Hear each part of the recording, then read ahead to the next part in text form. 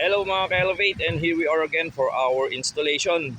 Ang Team Elevate nandito po ngayon sa Nueva Ecija. Medyo malayo po ang pinuntahan natin ngayon pero here we are. So this is our latest dito sa Nueva Ecija, our 360. And yung installation natin for our cameras all around.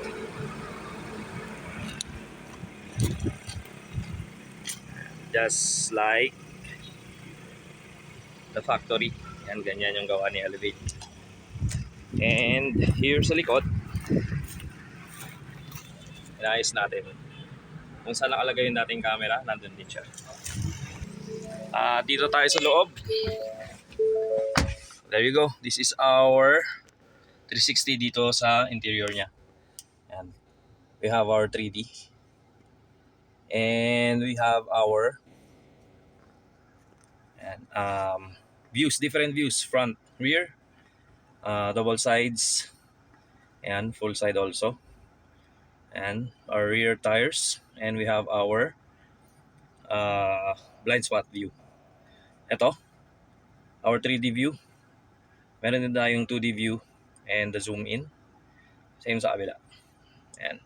If you like na hindi mag 3D yung ating turn signal, punta lang dito sa view design, 2D, 3D view design. Punta ka sa left view, which is our turn signal left, and put it to 3D. Ayan. So kanina nandito yon sa 3D. Ito yung 2D niya. Ayan. So ngayon, nandito na ngayon sa 2D view C. Ano natin?